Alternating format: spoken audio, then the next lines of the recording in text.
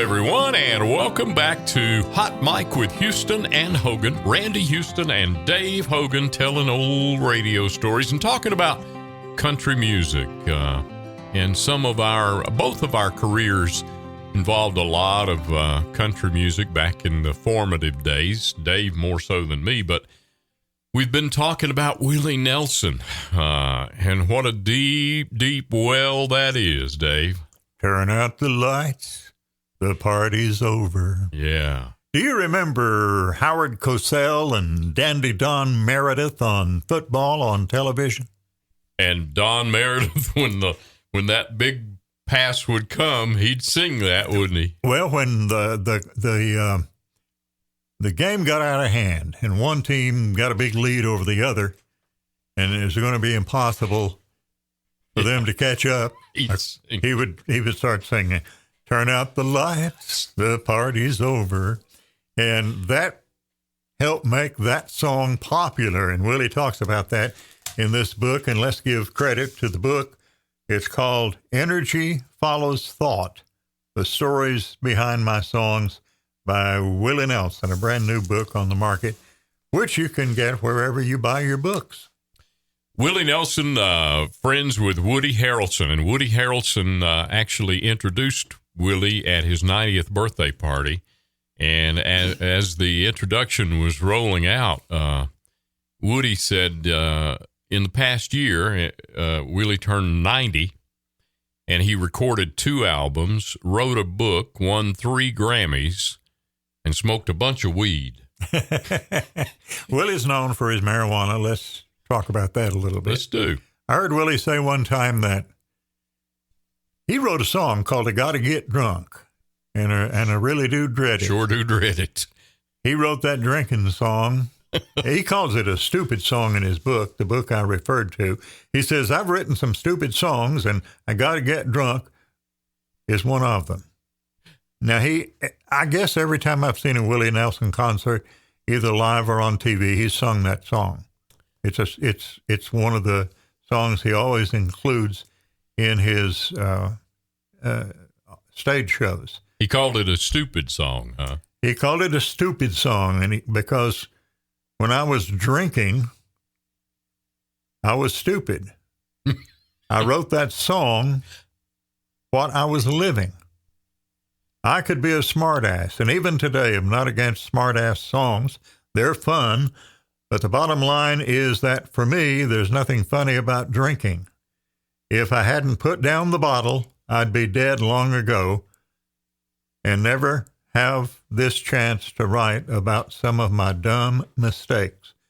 And Willie put down the bottle and started smoking marijuana, and he says that saved his life.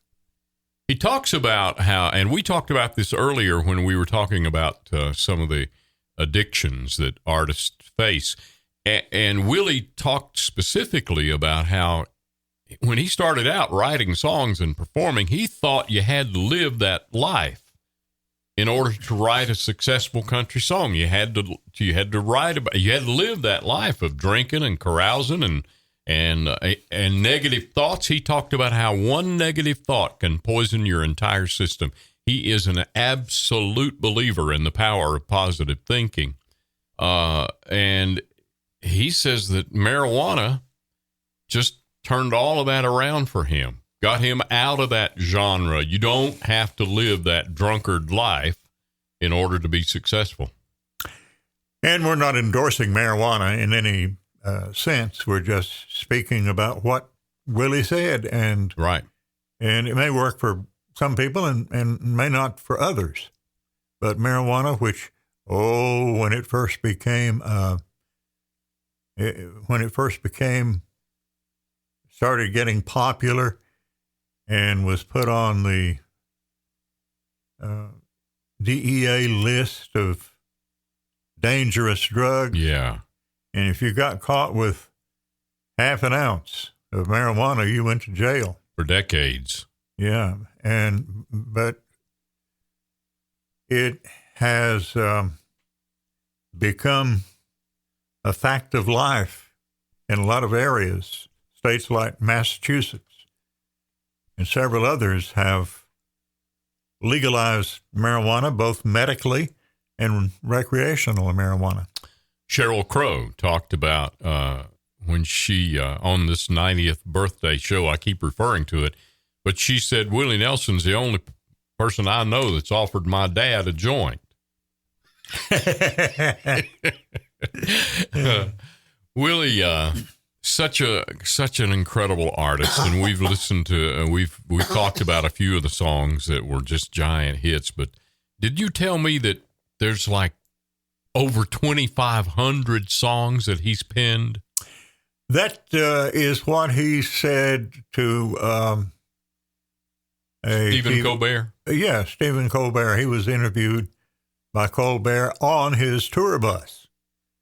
And he asked, how many songs have you written? And he said, well, somebody, I think he said his daughter, had done a little research and come up with 2,500 and stopped counting at that point. So, wow. And in this book, look at this. I wish we could show this to the podcast listeners, but they might want to snap up the book if they're Willie Nelson fans.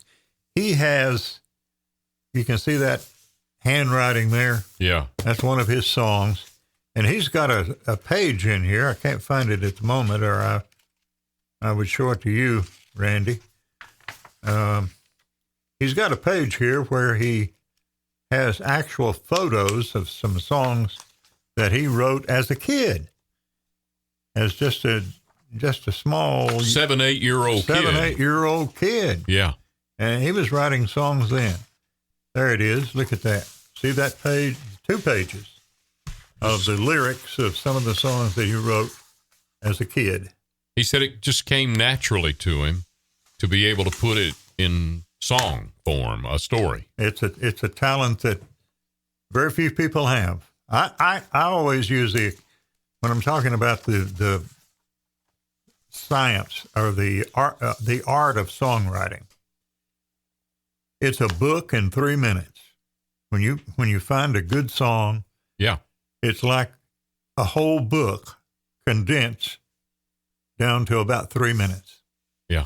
And Willie Nelson could do that. Oh, still doing it to this day. He's still writing songs. And so many of the great songwriters, and of course we're talking mostly about country music because that's our background, but it applies to all genres of music.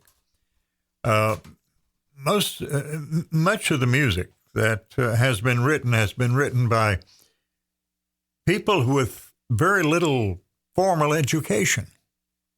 You take Hank Williams, Willie Nelson, and many, many others are people who have no college degree.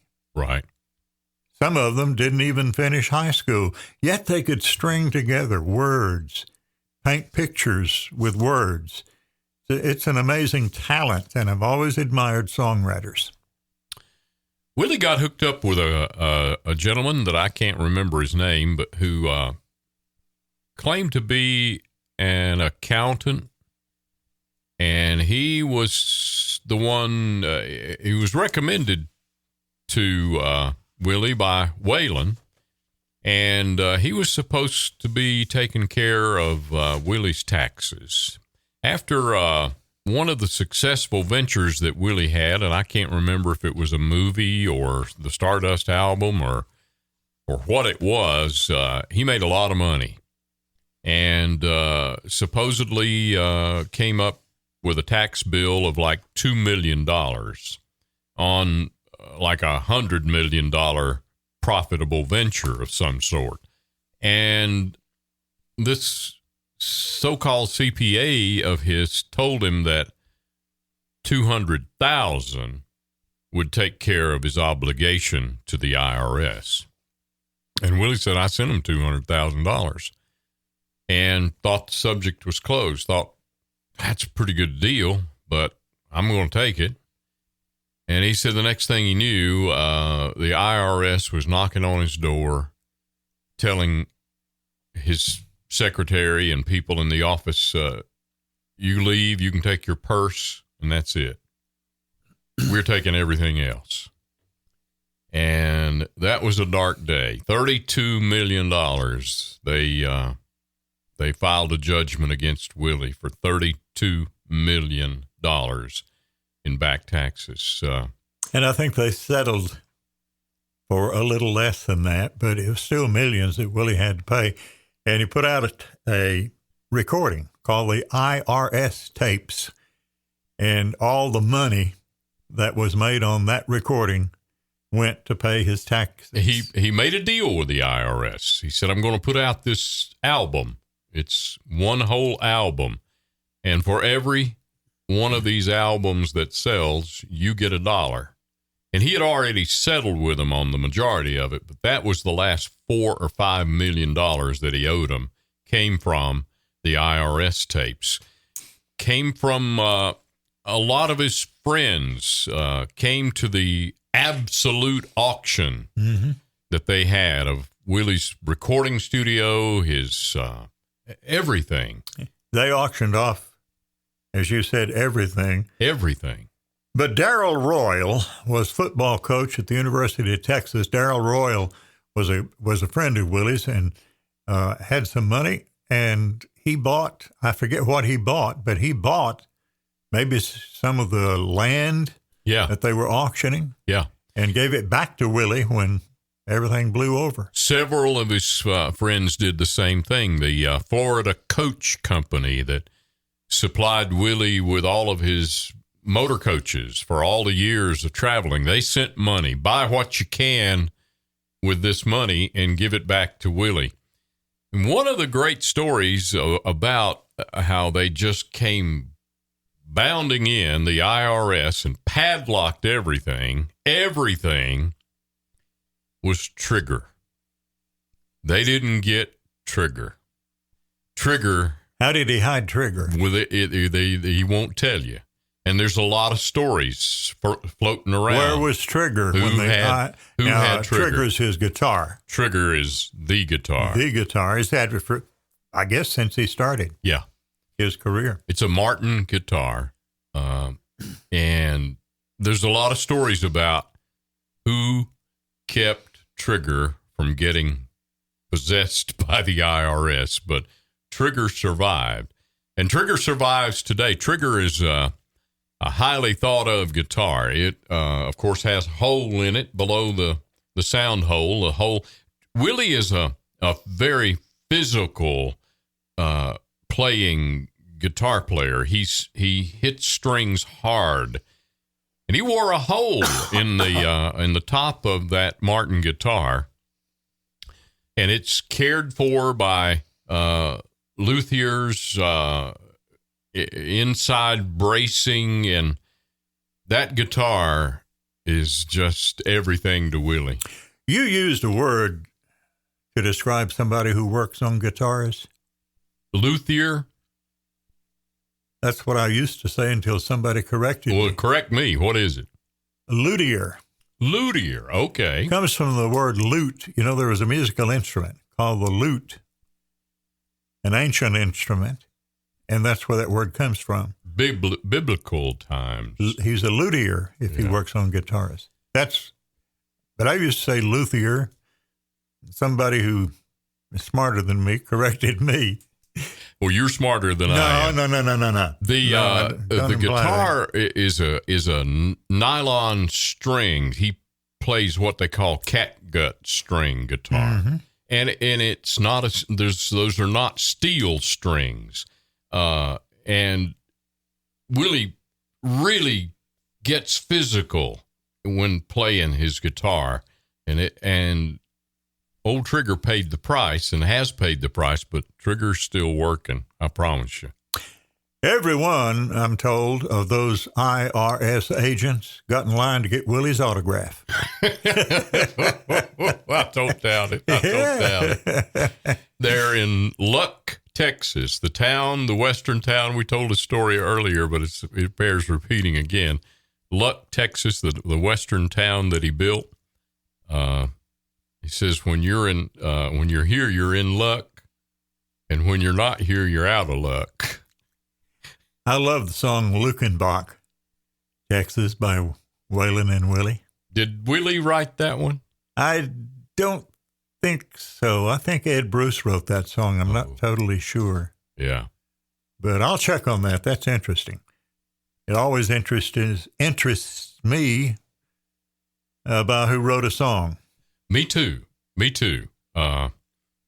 And Willie has written songs that so many people have recorded outside of country music. And if there's a song that Willie records that someone else wrote, that came out in this docuseries I was watching, how Willie makes every song his. Mm-hmm. When you forget about who wrote that song after you hear Willie sing it. Willie was a DJ early in his career. He DJ'd down in Texas, somehow got to Vancouver, British Columbia, and DJ'd there for a while, and wrote a song called Mr. Record Man. Remember that by Willie? I do. Early on, Willie says, I adopted an attitude that said I could write a song about anything. I could even write a song about a song. And that's how he came to write Mr. Record Man. And did you ever see the movie Play Misty for Me? Yes. Yes, about late night FM disc jockey. Late night disc jockey. Yeah. Clint Eastwood and Jessica Walter Play Misty starred in that movie, and the song was Misty, a great pop song. Yeah. Originally instrumental, and then somebody wrote words to it, and Johnny Mathis had a tremendous recording of Misty. That's where the title of the movie comes from, Play Misty for Me. Yeah. And Jessica Walter played a great part in that movie where she would call the disc jockey and request that he play Misty, but she had other motives in mind. Mm-hmm. If you ever get a chance, and you like, that's the first movie. It's historical because it's the first movie that Clint Eastwood directed. So if you get a chance to, pick it up on one of the channels that plays the older movies, it's fun. It's fun to watch. It's a little scary for a DJ. It is scary it's for a DJ. It's really scary. Yes. For a DJ. Because we've all had some of those callers over the years that were a little left to center, or whatever you want to say. Play Misty for me. In that song that Willie wrote about Mr. Record Man? No, the drinking song, going back to it for just a moment, because he uses a line or two in the song about an old joke that most people have heard. He talks about I got to get drunk, can't stay sober. There's a lot of people in town that like to hear me holler and see me spend my dollars. But he wraps it up by saying, there's more old drunks than there are old doctors. So I guess we better have another round. And a lot of people have heard that expression, I'm sure. You said he wrote some, he called them stupid songs. Mm-hmm. That's one of them. Let me ask you this: I haven't read the book, but he and Snoop Dogg performed on the birthday party one of Willie's songs called "Roll Me Up and Smoke Me When I'm Gone," and I don't know if that's listed as one of his stupid songs or not. I don't think it's in the book, but there are, and I mentioned this to you, there are some songs that Willie wrote in the book that aren't songs that people would immediately recognize. Some of the lesser-known Willie Nelson songs.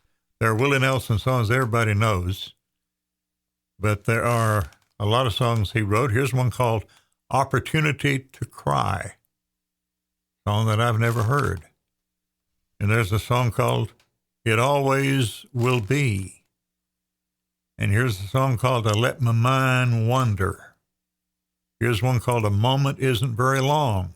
Songs I'd never heard of that Willie wrote that are in this book. And again, the book is called, we'll send Willie a bill for this. It's called Energy Follows Thought, The Stories Behind My Songs by Willie Nelson. We've enjoyed bringing you a couple of podcasts as we enjoy talking about one of the guys that we spun a lot of his songs over the years and continue to do so now. The best, Great Willie Nelson. The best thing I've heard anybody say that describes Willie Nelson, the best description that I've ever heard of Willie Nelson. Willie loves everybody, and everybody loves Willie. Yeah. Or maybe it was the other way around. Yeah. Everybody loves Willie, and Willie loves everybody. Yeah. If you want to, and there are a lot of people in show business like this, and I think it's because they have the opportunity, whether they're actors or singers, they have the opportunity, and we've even experienced that in our radio career, to work with people who are different from us. Definitely. And Willie Nelson doesn't have a bigoted bone in his body. Nope. No prejudice against anybody for any reason. Great guy. And unfortunately, I've never had the opportunity to sit down and interview Willie. Me either. And you said that he and Stephen Colbert talked recently on the bus. Most of the interviews that I've ever seen, Dan Rather did an in-depth interview with Willie. It was done on that bus. You know, Willie got into magic at one time in his career, and I think it was maybe Dan Rather on the bus, and Willie was doing his magic tricks for him. He's an excellent card player. Yeah. When you're on a bus traveling, you got a lot of time to do a lot of things. And Willie travels with the family. He has done that all through the years. Unfortunately, his sister died, Bobbie. Bobbie had been with Willie. Sister Bobbie. Right from the beginning, playing piano. Talked a lot about Sister Bobbie. And Bobbie lived to be, I believe, 92, and Willie is now 90. Yeah. So there's some good genes going around there. Yeah, from Abbott, Texas. All right. Thank you, Dave. I certainly enjoy sitting down and talking about great artists and great experiences we've had in radio, and we'll be back to do that again next time. Turn out the lights. The party's over. Hot Mic with Houston and Hogan. Thank y'all. Be sure to click the subscribe button for another episode of Hot Mic with Randy Houston and Dave Hogan.